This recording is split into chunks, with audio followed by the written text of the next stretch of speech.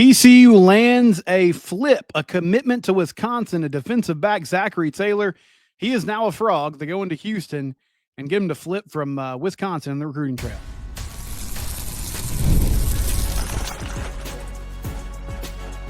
You are Locked On Horned Frogs, your daily podcast on the TCU Horned Frogs. Part of the Locked On Podcast Network, your team every day. Locked On Horned Frogs, your team every day. I'm your host, Steven Simcox. I've been covering TCU athletics for the past 12 years. We're brought to you today by Monarch Money. I'll tell you later on in the show how Monarch Money can help you with your finances. We'll also get into team building. Texas Tech and TCU, I think I've talked about this before this offseason, but both these teams are sort of doing a case study in how to build a roster in modern college football. We're going to find out a lot about who took the better path or who made the better decisions this upcoming season and a pivotal year for both the Horned Frogs and the Red Raiders. But we start today with TCU, which had a big June on the recruiting trail into early July as well. Things have tapered off a little bit, have been more quiet lately, but over the weekend, they get a commitment from Zachary Taylor, who plays, or he lives in Katy, and has been playing varsity football there for the last few years. Katy Jordan High School is where he is playing his high school ball. 6 feet tall, 185 pounds. And one reason why this is interesting, Zachary Taylor was committed to Wisconsin before this weekend. So he's got a good offer list, a Big Ten commit to Wisconsin, other schools that were vying for his services, Texas Tech, Houston, which, man, Houston and TCU, if you look at, if a guy's got a Houston offer or a TCU offer, you can almost guarantee that he's got the other. These two schools, Willie Fritz and Sonny Dykes, this offseason have been going head-to-head in a lot of these battles. Minnesota, Memphis, Oregon State, Pitt, a number of schools interested in Zachary Taylor. Last season, had a really good year at Katy Jordan, and great athlete, also runs track and plays soccer, had 53 tackles, 1 tackle for loss, and 1 interception. Also caught a 53-yard touchdown pass. So the first thing that kind of jumps out, TCU has been very active in getting versatile players in this recruiting cycle. And Zachary Taylor is another player that fits that bill or that fits that narrative. When you watch his highlight film, he had a pick 6 last year, had an interception. He also was someone that they used as a punt returner, that they used in the slot. Now it looked like it was kind of limited. They picked their spots with it. It wasn't all the time, but he was there. He was involved in the action in all 3 phases of the game on a week-to-week basis. Caught a 53-yard touchdown pass, had a nice punt return in his highlight tape. So that in itself demonstrates the athleticism. Gabe Brooks, who does scouting for 247 Sports, he says Taylor has the requisite size for varying secondary roles with elite combine testing data and track speed, owns impressive downfield coverage reps that highlight his turn and run athleticism and ability to stay sticky in the vertical passing game, experience in all 3 phases with limited offensive and return game reps, shows encouraging tackling conviction and production in that category, knows how to crowd the catch window. So a few things that stand out just from watching him and from reading that report. First of all, the versatility. Basically, that means this is a dude that they think could play safety or corner at the college level.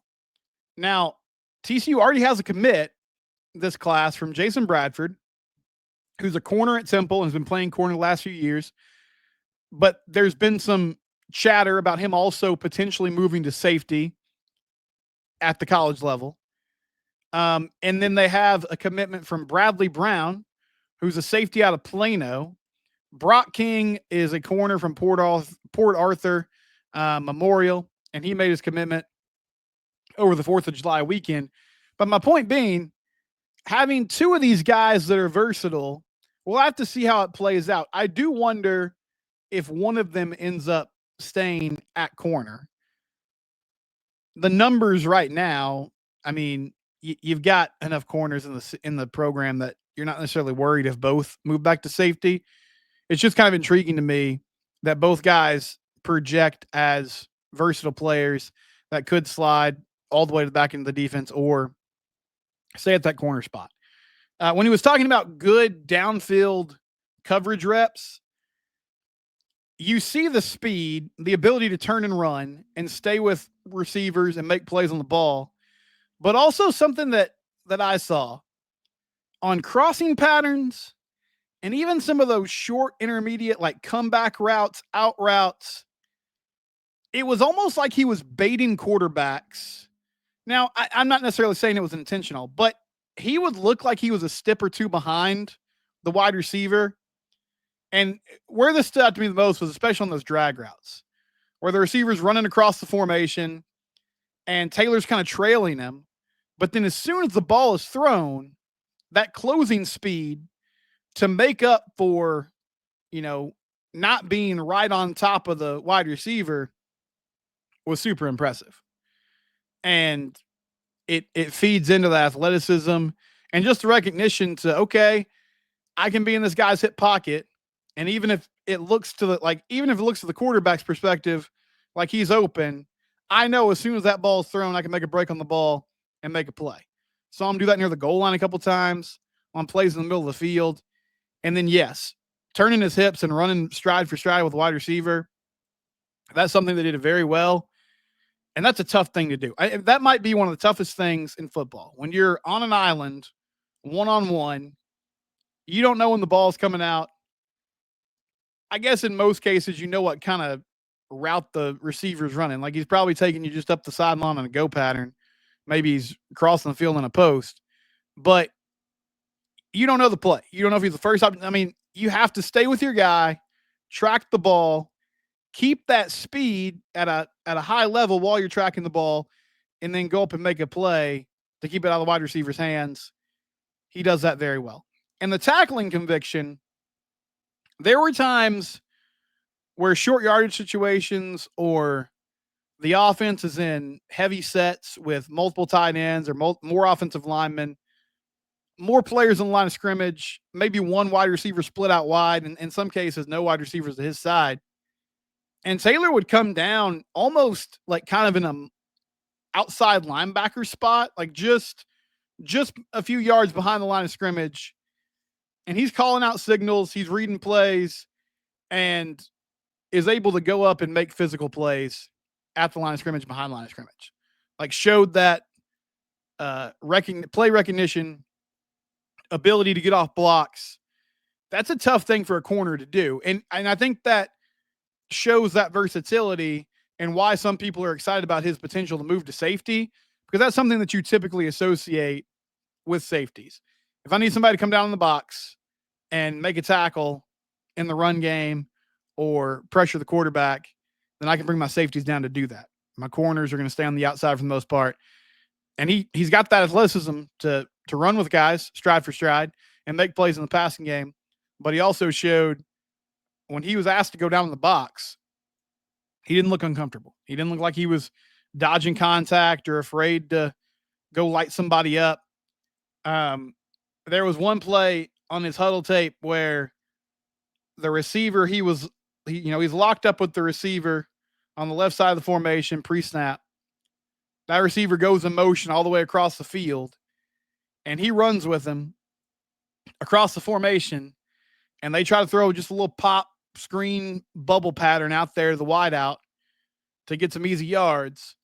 But Zachary Taylor, with his speed and his ability to track the play, he runs it down and makes a tackle behind the line of scrimmage.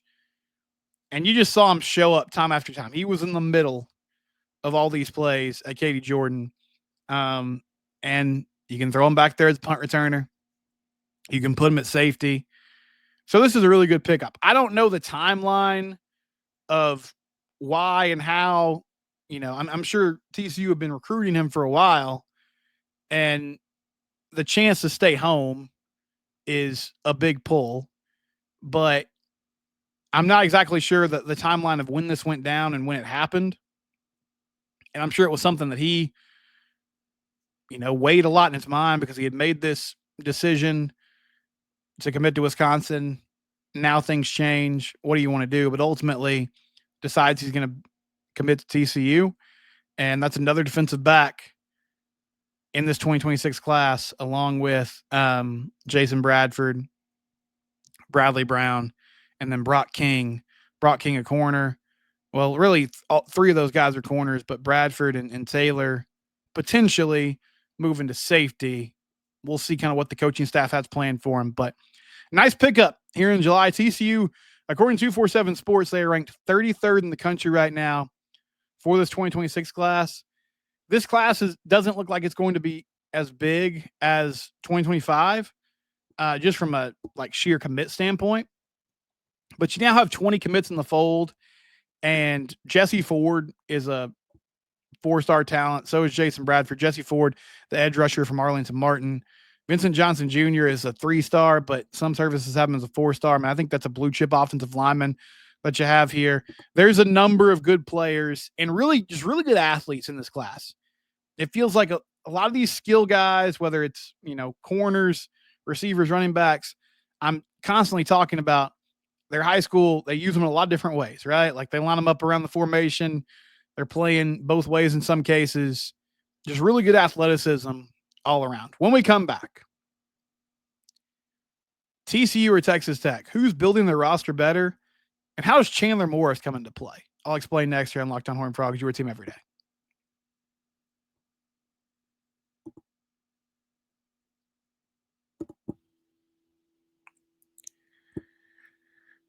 First, I want to tell you about our friends at Monarch Money. I got paid yesterday, which is always good. But it was that classic conversation with my wife once money hit our bank account of, okay, what bills are coming out over the next few weeks? When do we get paid? When do we get paid next? What income's coming in? What recurring subscriptions? Like, does this thing come out on the 1st? Does it come out on the 15th? Wait, you didn't cancel that. We're still getting charged like $13 a month for this random service. You know the drill. It can be confusing. Monarch Money makes it simple for you. It's not just a budgeting app, even though that is a really good part of what they do. It's also a wealth management center. Go to monarchmoney.com. Use the code LOCKEDONCollege for 50% off your first year. Again, that's monarchmoney.com. Locked on College, 50% off your first year. You can track your investments. You can put all your accounts in one place. So with your partner, with your spouse, you can put everything in one place so that you're all looking at it and see, okay, what are we doing here? How are we spending our money? How are we truly doing it? Why did we get to the end of the month or into the 2 weeks and we always have less than we expect? Monarch Money can help you get to the end of that mystery. monarchmoney.com. Use code LOCKEDONCollege for 50% off your first year. Great for budgeting, great for building wealth, tracking all your investments, having everything in one place. You don't have to go to 3 or 4 different apps. Remember all these logins. Just monarchmoney.com. Use code LOCKEDONCollege for 50% off your first year. So over the weekend, a Twitter user who goes by Eamon G. Carter said, "Hey, Steven, I'm curious to hear your take on this. With all the hype around recruiting and name, image, and likeness in the Big 12 this year and the money being thrown around, what historically makes a difference? Teams that perform well after flying under the radar in the offseason, or teams that build through more 3- and 4-star talent?" So I'm sorry if I'm misinterpreting what you're getting at. If I am, please reach back out to me. But I think you're asking, when we talk about roster building, Texas Tech is winning the offseason. They are. I mean, they were super active in the portal. They're spending a lot of money. And by the way, that's fine. Like, good for them. They did it in softball, and it got them the national title game. They've done it in basketball with, I guess, varying success, depending on how you want to define success. But they've been in the tournament, made runs. You understand. Football, Tech is an easy target because historically they're always a 7-5, 8-4 type of team. But they've decided the way they think they're going to improve their roster is by being really active in the portal along the offensive line, skill guys, defense. TCU, on the other hand, pretty quiet in the portal this offseason. Now, I think they've added some good players, but from a numbers standpoint, a lot less. And then also, just it feels like they're plugging holes, right? So, like, we've got the core group that we want. We need a wide receiver that can stretch the field. We need another defensive lineman who can give us some good reps in practice, give us some good reps in the games, give some of these guys a breather. We need a short yardage running back, like that type of thing. So who's doing it better? Well, here's what I'll say. I don't think there's an apples to apples comparison. But you think about the teams that have been very active in the portal. And when I say active in the portal, I'm defining that by basically trying to like rebuild the roster through the transfer portal. Not, Ohio State was active in the portal. They won the national title last year. They got Will Howard in the portal. Funny enough, I thought that was not a great decision, but they did that. The Ole Miss running back, whose name escapes me right now, but they went and got him in the portal. He was very good for them. They didn't make wholesale changes. They built most of their roster through high school recruiting, and then they went and got guys in the portal. Miami's been very active in spending money, and they've done it both in high school and in the portal. But, Cam Ward won a Heisman. Now, did that team win a title? They haven't yet. Colorado, they've built a lot of their roster through the portal, and to Deion's credit, they've taken big strides since he took over. And I feel like originally they did that out of necessity.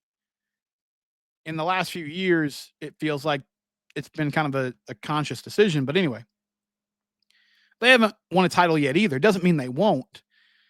I just think I like the way that TCU is building their roster because I believe it sets you up better long term.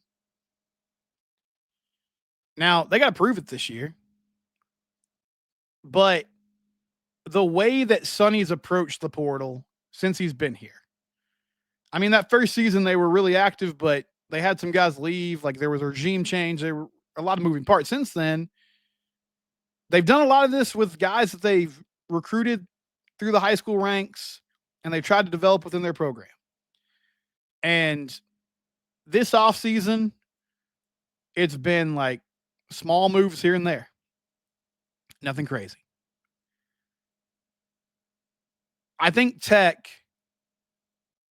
is going to be really talented, and I feel like they'll be a good team. But in my mind, the thing that could hold them back from winning a title is just the continuity issues. And it's not just players, but you got a new OC, a new DC. You're trying to get everybody acclimated.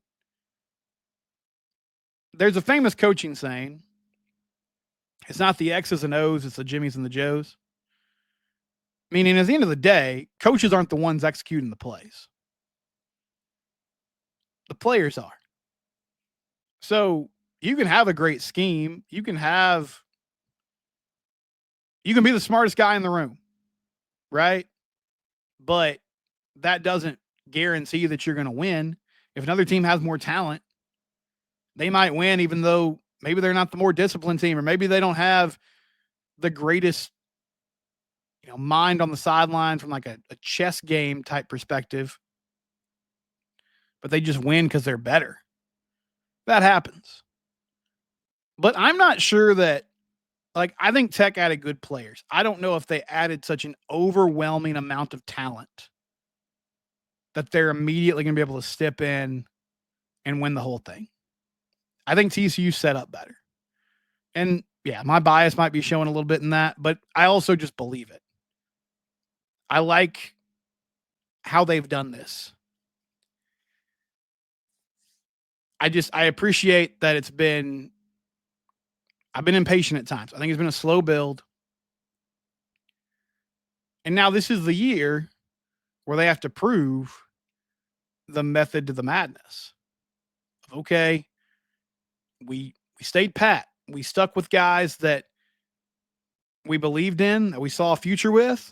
Even if in the moment, podcasters like me were banging the table saying, hey, you got to go get an offensive lineman. We stuck with these players.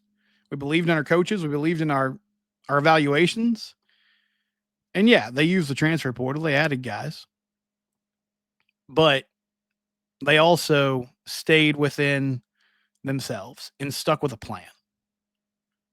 And Tech has stuck with a plan too. But really starting this offseason, it's been just, hey, let's throw this roster into flux. And now we'll get to see in the end who was right and who was wrong. Unfortunately, the two teams don't meet in the regular season, but I think one of them is going to end up in Arlington. And we'll have an idea soon of who that's going to be. How does Chandler Morris relate to this? I'll talk about it next here on Locked On Horned Frogs, your team every day.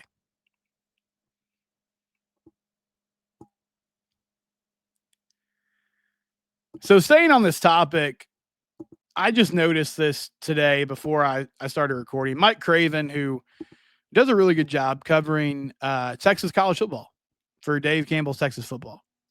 He was talking to Eric Morris, who is the head coach at North Texas. And Eric Morris is a hot name in the coaching world right now. Innovative guy. He was an Incarnate Word.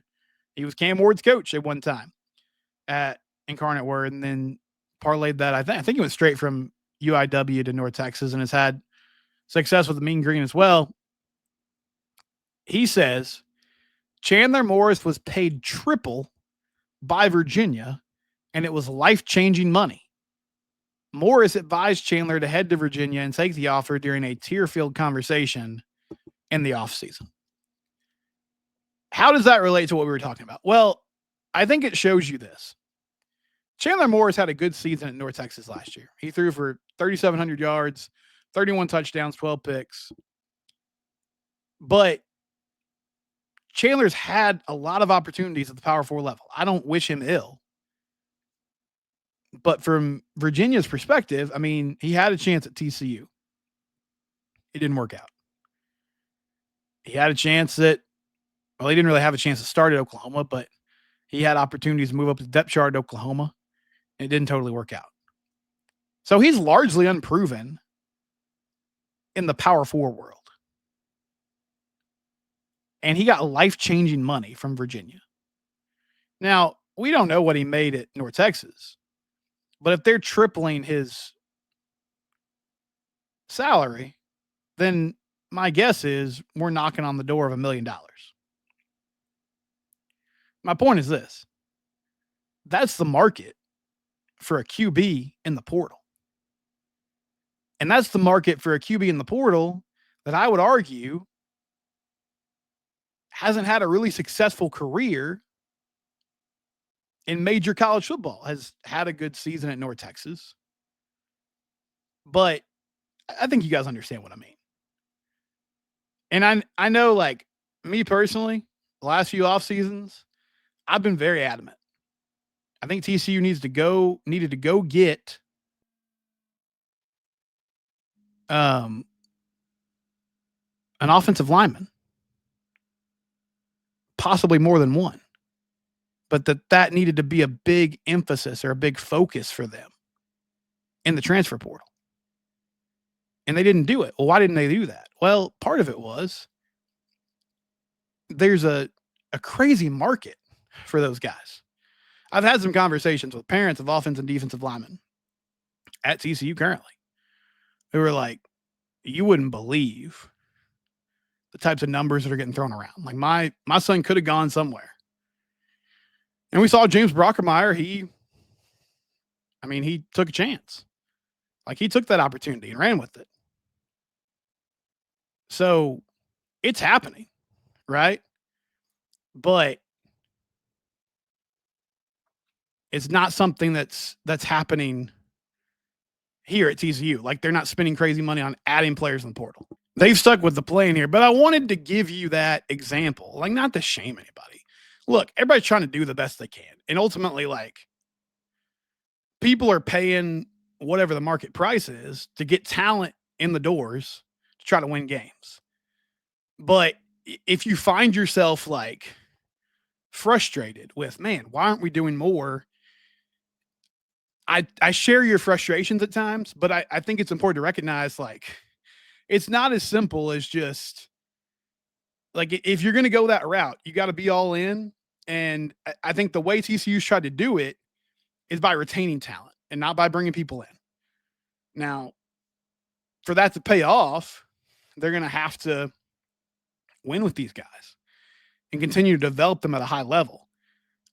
It's just crazy to see, like, there's a shortage of talent and a lot of opportunities, and it leads to some guys that you don't necessarily associate with, like, getting big paydays being the ones that benefit from it. We'll be back tomorrow. We'll be here all week. It's Locked On Horned Frogs. We're back to 5 days a week now. It's your team every day. We're free and available wherever you get your podcast. please subscribe to the YouTube channel as well.